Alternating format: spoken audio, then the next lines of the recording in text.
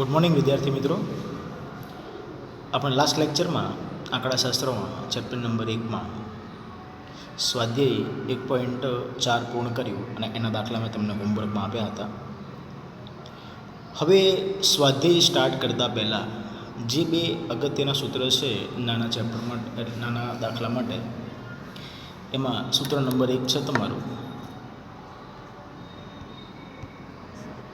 નાણાંની ખરીદ શક્તિ. નાણાંની ખરીદ શક્તિનું સૂત્ર છે 1 જીવન નિર્વાહ ખર્ચનો સૂચકાંક ગુણ્યા 100. 1 જીવન નિર્વાહ ખર્ચનો સૂચકાંક ગુણ્યા 100. અને બીજું સૂત્ર છે વાસ્તવિક વેતન. વાસ્તવિક વેતન બરોબર વેતન ભાગ્યા જીવન નિર્વાહ ખર્ચનો સૂચકાંક ગુણ્યા 100. આ બંને સૂત્ર તમારે નાના દાખલા માટે ખૂબ જ અગત્યના છે. એટલે કે વિકલ્પમાં, MCQમાં, 1-2 વાક્યના સવાલ જવાબમાં 2 ગુણમાં આનો ઉપયોગ કરવામાં આવે છે. એટલે એ થોડું ધ્યાનમાં રાખજો. હવે આપણે સ્ટાર્ટ કરીએ છીએ સ્વાધ્યાય 1, એમાં વિભાગ A, જેમાં MCQનો સમાવેશ થાય છે. માં વિભાગ A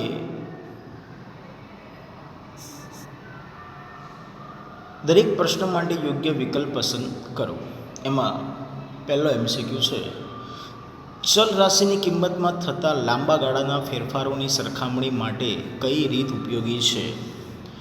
તો લાંબા ગાળાની ફેરફારની સરખામણી માટે અચલ આધારની રીત ઉપયોગી છે. કારણ કે અહીંયા આધાર વર્ષ તમારું ફિક્સ રહેશે. આધાર વર્ષ ફિક્સ રહેતું હોવાથી એ લાંબા ગાળાની સરખામણીમાં તમને વધારે ઉપયોગિતા નીવડે છે. એટલે એનો આન્સર આવે છે સી, અચલ આધારની રીત. બીજું MCQ, લાસ્ટ પેના સૂચકાંકની ગણતરીમાં કયો વપરાશ લેવામાં આવે છે? વપરાશ એટલે જથ્થો થયો મિત્રો. અને તમે લાસ્ટ પેના સૂત્રમાં જોઈ શકો છો, સિગનું સૂત્ર હતું sigma P1 Q0 sigma P0 Q0. એટલે Q0 પણ અંશમાં આવે છે અને Q0 છેદમાં આવે છે. એનો મતલબ અહીંયા થયો આધાર વર્ષનો વપરાશ ધ્યાનમાં લેવામાં આવે છે. એના પછી ત્રીજો MCQ, જીવન નિર્વાહ ખર્ચના સૂચકાંકની રચનામાં કયા ભાવ ધ્યાનમાં લેવામાં આવે છે? હવે જીવન નિર્વાહ ખર્ચના સૂચકાંક તમે જોયો તો ત્યાં બે સૂત્રનો ઉપયોગ કરતા હતા આપણે. કુલ ખર્ચનું કૌટુંબિક અંદાજપત્રનું સૂત્ર આપણે ઉપયોગ કરતા હતા. તો એ બંનેમાં અહીંયા આપણે ધ્યાનમાં લઈએ છીએ છૂટક ભાવ ધ્યાનમાં લઈએ છીએ. કયો ભાવ? છૂટક ભાવ ધ્યાનમાં લઈએ છીએ. છૂટક ભાવનો મતલબ એવો થાય કે તમારો જે એકમ હતો એકમ એ છૂટક આપણે લેવામાં આવતો હતો. એટલે અહીંયા છૂટક ભાવ ધ્યાનમાં લેવામાં આવે છે. એના પછી ચોથો MCQ છે, કૌટુંબિક બજેટની રીતમાં, એટલે ભારિત સરેરાશની રીત થઈ મિત્રો, વસ્તુનું કયું ખર્ચ ભાર તરીકે લેવામાં આવે છે? એટલે વસ્તુનું કયું ખર્ચ ભાર તરીકે લેવામાં આવે છે? તો અહીંયા આધાર વર્ષનો ખર્ચ વસ્તુના ભાર તરીકે અહીંયા લેવામાં આવે છે. એના પછી પાંચમો MCQ, સૂચકાંકની રચનામાં કઈ સરેરાશને શ્રેષ્ઠ સરેરાશ ગણવામાં આવે છે? આ મેં તમને આગળ પણ કીધું હતું કે શ્રેષ્ઠ સરેરાશ કહે ને તો ગુણોત્તર મધ્યક આવે. કયો મધ્યક આવે? ગુણોત્તર મધ્યક એ શ્રેષ્ઠ સરેરાશ ગણવામાં આવે છે. એના પછી છઠ્ઠો MCQ, કયા સૂચકાંક લોકોના જીવન ધોરણનો ખ્યાલ આપે છે? એમાં કયો સૂચકાંક છે કે જે લોકોના જીવન ધોરણ સાથે સંકળાયેલ એક જ છે? જીવન નિર્વાહ ખર્ચનો સૂચકાંક એ લોકો સાથે સંકળાયેલ છે. એના પછી સાતમો MCQ, એક વસ્તુનો ભાવ આધાર વર્ષની સરખામણીમાં ચાલુ વર્ષમાં 4.5 ગણો વધે છે. જો યાદ રાખજો, મેં તમને આગળ પણ આ કેલ્ક્યુલેશન સમજાવી હતી અને અત્યારે ફરી એકવાર રિપીટ કરું છું. તમને એવું કીધું છે અહીંયા, એક વસ્તુનો ભાવ આધાર વર્ષ, એટલે આધાર વર્ષ હંમેશા મિત્રો કેટલું હોય? 100. આધાર વર્ષ કેટલું હોય? 100. આધાર વર્ષની સરખામણીમાં ચાલુ વર્ષમાં 4.5 ગણો કીધું હોય, ગુણ્યા કેટલા? 4.5. તમને અહીંયા કેટલું કીધું છે? ગણો, એટલે ગુણાકારમાં આવશે 4.5. હવે વાત કરીએ છીએ ગણો અને પછી શબ્દ વાપર્યો છે. આ બે શબ્દ ખાસ ધ્યાન રાખજો, ગણો અને વધે એટલે પ્લસ 100. વધે છે એના ઘણો વધે છે ગુણાકારમાં, એટલે 450 4.5 ગુણ્યા 100 કરશો એટલે 450 થશે, અને +100 કરતાં તમારો આન્સર અહીં આવશે 550. તો તમારો આન્સર અહીં આવ્યો 550. કેવી રીતે આવ્યા મિત્રો? તો આના ઇક્વલ ટુ ગુણાકાર ભાગાકાર કરતાં 550 ને તમને આન્સર અહીંયા મળશે.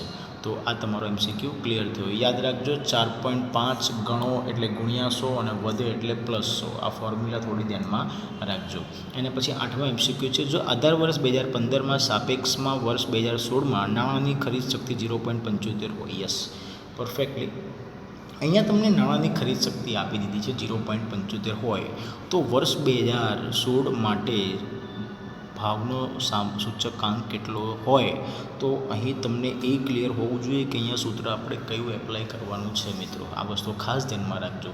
તો તમારે શું કરવાનું છે અહીંયા, તો એક આનો આન્સર આવે છે સી 133.33. પણ કેવી રીતે આવશે?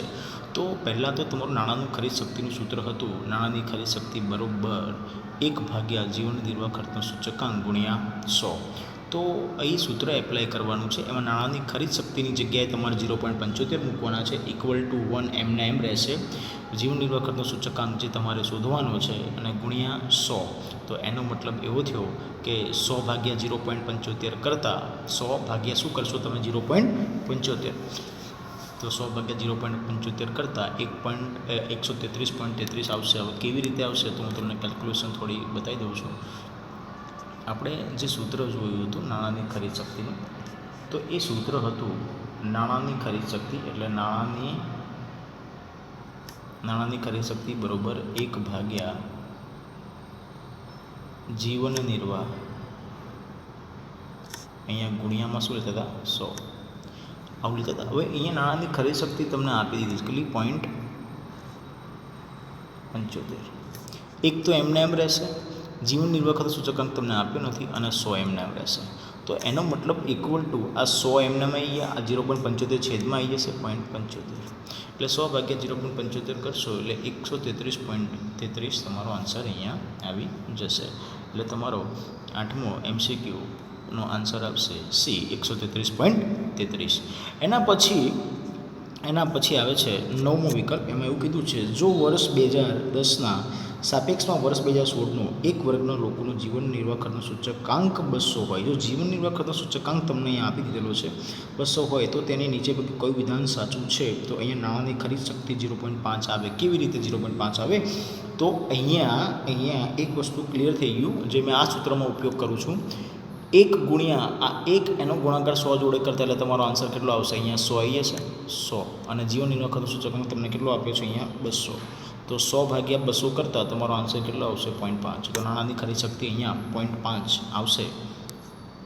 અહીંયા તમને જે આન્સર આપ્યો છે સી 9મા MCQમાં નાણાંની ખરીદ શક્તિ આવશે 0.5. એના પછી વાત કરીએ છીએ 10મો MCQ. IP equal to IF હોય તો મિત્રો એ તો તમને બધાને ખબર જ છે કે 3 વસ્તુ ઇક્વલ થતી હોય છે. તો અહીંયા IP ઇક્વલ ટુ IF હોય છે. IP ઇક્વલ ટુ IF હોય, આ બરાબર ઇક્વલ ટુ હોય, તો IL પણ કેવો આવે છે? અહીંયા ઇક્વલ ટુ જ આવે છે. 10મા MCQમાં આન્સર આવશે સી. જો વર્ષ 2013 માટે એક વર્ગના કુટુંબની ખર્ચપાત્ર સરેરાશ આવક 20,000 હોય, અને જો તે વર્ગના 2013ના વર્ષના આધાર વર્ષ 2015ના વર્ષ માટે જીવન નિર્વાહ ખર્ચના સૂચકાંક 130 હોય, તો 2015ના વર્ષ માટે આ વર્ગના કુટુંબોની ખર્ચપાત્ર સરેરાશ આવક કેટલી થાય? યસ, બહુ સારો ક્વેશ્ચન છે, ધ્યાન આપજો. અહીંયા તમને કીધું છે કે 2013માં આવક કેટલી છે? 20,000 છે. એટલે 13 છે એ કેટલો થયો? 100. ત્યારે આવક કેટલી છે? 20,000. 2013ની વર્ષની સરખામણીએ જીવન નિર્વાહ ખર્ચનો સૂચકાંક 130 હોય, એટલે આ સૂચકાંક 130 આપ્યો હોય ત્યારે એની આવક કેટલી થાય? 100 એ 20,000. તો 100 કેમ લીધા? કારણ કે 2013 એ આધાર વર્ષ છે મિત્રો, એટલે એનો આધાર વર્ષનો સૂચકાંક 100 થાય ત્યારે તેની આવક આપી છે 20,000. જ્યારે સૂચકાંક 2015નો 130 હોય ત્યારે એની સરેરાશ ખર્ચપાત્ર આવક કેટલી થશે? તો એ હવે 130 ગુણ્યા 20,000 ભાગ્યા 100 કરતાં હવે આ બંનેનો ક્રોસ ગુણાકાર થશે અને ભાગાકારમાં લઈશું આપણે 100. એટલે એનો આન્સર આવશે તમારો 11માનો આન્સર આવે છે એ 26,000 રૂપિયા. 11 આન્સર આવે છે એ 26,000 રૂપિયા. અને લાસ્ટમાં પાસેના સૂચકાંકનું સૂત્ર મેળવવા વસ્તુઓના ભાવ સાપેક્ષ P1/P0 ને ખર્ચનો કયો ભાવ આપવામાં આવે છે? તો સી P0 Q1 આપવામાં આવે છે. 12માં સી પાસેના સૂચકાંકનું સૂત્ર મેળવવા વસ્તુઓના ભાવ સાપેક્ષ P1/P0 ને ખર્ચનો કયો ભાવ આપવામાં આવે છે? તો સી આન્સર આવશે P0 Q1 એ તમારે અહીંયા આપવામાં આવે છે. તો મિત્રો અહીંયા આપણે MCQ પૂર્ણ કર્યા. હવે વાત કરીએ છીએ વિભાગ બીની. તો વિભાગ બીમાં તમને અહીંયા કીધેલું છે, મેં આન્સર પણ અહીંયા તમને ડિસ્પ્લેમાં બતાવેલા છે. ભાવ સાપેક્ષ એટલે શું? તો કોઈ ચલ રાશિના બે જુદા જુદા સમયના મૂલ્યમાં થતા ફેરફારના ગુણોત્તરને ભાવ સાપેક્ષ કહે છે. યસ, ભાવ સાપેક્ષમાં શું હોય યાદ રાખજો, કોઈ પણ બે ચલ બે જુદા જુદા સમયના મૂલ્યમાં થતા ફેરફારોના ગુણોત્તરનો, એટલે અહીંયા બે ચલ હોવા જરૂરી છે. બે ચલનો મતલબ થાય ચાલુ વર્ષ અને આધાર વર્ષ, અને એની તમે જે સરખામણી કરો છો એના ગુણોત્તર કહેવાય, જેને ભાવ સાપેક્ષ આપણે કહીએ છીએ. બીજો ક્વેશ્ચન આપ્યો છે, ચલ રાશિમાં બે ભિન્ન સમય થતા ફેરફારો સરખાવવા માટે કઈ રીતનો ઉપયોગ કરવો વધુ અનુકૂળ છે? તો યાદ રાખજો, બે ભિન્ન સમય થતા ફેરફારો સરખાવવા માટે તો એ હંમેશા આપણે આખા ચેપ્ટરમાં એક જ રીતનો ઉપયોગ કર્યો છે, ગુણોત્તરની રીત. હવે ગુણોત્તરની રીત એટલે સાપેક્ષની રીત પણ કહેવાય મિત્રો, અહીંયા સાપેક્ષ રીત પણ કહી શકાય, બરાબર. ગુણોત્તરની રીતનો ઉપયોગ કર્યો એમાં આપણે અલગ અલગ સૂત્રો જોયા છે. પહેલેથી લઈને જે સુધી આખા ચેપ્ટરમાં જે સૂત્ર ભણ્યા છે એ બધા જ ગુણોત્તરની રીતના સૂત્ર કહી શકાય. એના પછી ત્રીજો ક્વેશ્ચન છે, એક વસ્તુ માટે જથ્થાનો કોઈ એક વર્ષનો સૂચકાંક 130 હોય તો તેનું અર્થઘટન. તો 130 જે અહીંયા તમને આપ્યું છે, મેં તમને આગળ કીધું 100 ઉપર જેટલો પણ વધારો થાય એ તમારો વધારો કહેવાય, એટલે 30% જેટલો અહીંયા વધારો થયો તેમ કહેવાય. આધાર વર્ષ એટલે શું? તો મેં આગળ પણ ચર્ચા કરી છે, જ્યારે કોઈ વસ્તુના ભાવમાં થતા ફેરફારોને ભૂતકાળના કોઈ ચોક્કસ વર્ષને તે જ વસ્તુના ભાવ સાથે સરખાવવામાં આવે ત્યારે નિશ્ચિત વર્ષને આધાર વર્ષ તરીકે કહે છે. એટલે તમે જે આધાર તરીકે જે વર્ષને લેવામાં આવે છે ને તે વર્ષને આધાર વર્ષ તરીકે કહેવામાં આવે છે. પરંપરિત આધારના સૂચકાંકનું અચલ આધારના સૂચકાંકમાં પરિવર્તન કરવાનું સૂત્ર. તો મેં આગળ તમને સૂત્રમાં લખાવેલું છે, ફરી એકવાર રિપીટ કરી લઈએ છીએ. અચલ આધારનો સૂચકાંક ઇક્વલ ટુ ચાલુ વર્ષનો પરંપરિત આધારિત સૂચકાંક ગુણ્યા અગાઉના વર્ષનો અચલ આધારિત સૂચકાંક. આ પ્રથમ વર્ષ માટે કેટલો લેવો? 100. આ મેં તમને આગળ પણ કીધું છે, અને ભાગ્યા 100. એના પછી છે છઠ્ઠો, સૂચકાંકની વ્યાખ્યા આપો. સૂચકાંકની વ્યાખ્યા આગળ પણ મેં સમજાવી છે, ફરી એકવાર રિપીટ કરીએ. કોઈ પણ વસ્તુ સાથે સંકળાયેલ ચલ રાશિની આપેલ એટલે કે આપેલની જગ્યાએ આપણે આવું યાદ રાખીશું, ચાલુ સમયની કિંમતમાં કોઈ આધાર સમયની તેની કિંમતમાં સાપેક્ષ ટકાવારી ફેરફારને સૂચકાંક કહેવામાં આવે છે. હવે એના પછી વાત કરીએ છીએ 7મો ક્વેશ્ચન.